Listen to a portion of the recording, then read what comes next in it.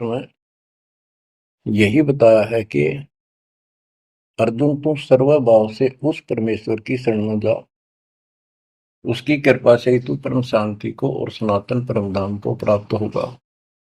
सनातन परम धाम शाश्वतम स्थानम, यानी अविनाशी लोक, अमर लोक, सत्य लोक को प्राप्त होगा, जहां पर परम शांति है। यहां भी सुखी होगा, परलोक भी तेरा सुख में होगा। बच्चों, दुखालय बताइयो, गीता अध्याय 8 श्लोक 15 में स्पष्ट किया है कि इस दुखालय, दुख के घर, इस पृथ्वी लोक 21 ब्रह्मांड से निकलने के लिए पूर्ण संत की आवश्यकता पड़ती है।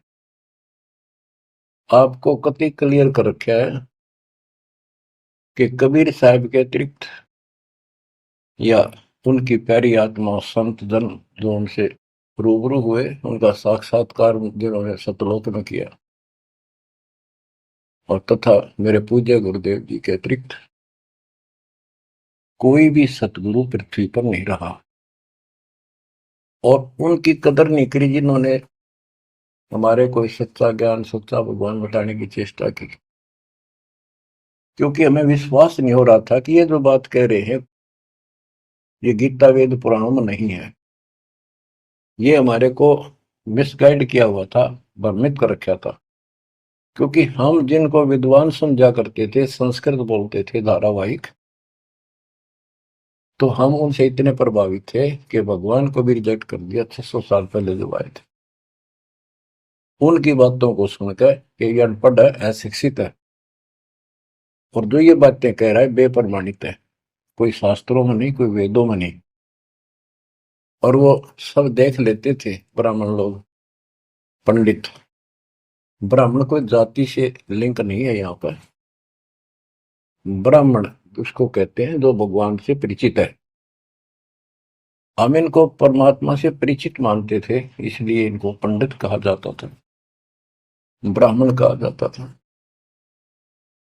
ये वास्तव में पंडित नहीं थे, लेकिन यह फीत लाग गई तो इसलिए कहना पड़ता है। ब्राह्मण थे और पंडित थे तो मेरे पूज्य गुरुदेव जी थे, वो भी इसी ब्राह्मण कुल में जन्मे थे।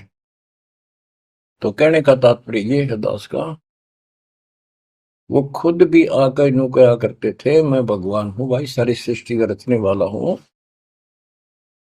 हम बैरागी ब्रह्म पद सन्यासी महादेव, सो हम नाम दिया शिव जी को, वो करे हमारी सेवा। पर ये बात तो बहुत दूर की थी और बहुत कड़वी लगा करती थी, बड़ा दुख पहुंचता था, और आज भी पहुंचता है। जो अनजान है उनको ये बातें सुनकर आज भी वो लड़ने झगड़ने को तैयार हो जाते हैं उन बच्चों के साथ जो ये राह बताने की चेष्टा करते हैं। अब प्रश्न चल रहा है कि उस परमेश्वर की शरण में जा, उसकी कृपा से ही तू परम शांति को और सनातन परम धाम को प्राप्त होगा। उसकी पहचान कैसे करें? हमारे लिए वेद, गीता, ये हमारे ऑथेंटिक शास्त्र हैं, ग्रंथ हैं, स्पिरिचुअल हैं। इनसे ही तो पहचान होगी भगवान की, क्योंकि हम इनको भगवान के बारे में जानते थे कि इन भगवान की पूरी महिमा लिखी है। तो उस समय परमात्मा खुद कहा करते हैं कि वेद मेरा भेद है, मन्ना वेद के माही, जौन वेद से मैं मेरू ये वेद जानते नहीं। परमात्मा स्वयं कहा करते हैं कि ये वेद मेरी ही जानकारी रखते हैं, लेकिन इन वेदों में लिखे ज्ञान से मेरी प्राप्ति नहीं है। परमात्मा के इस वाक्य के लिए आपको बहुत सारे प्रमाण दिए गए हैं।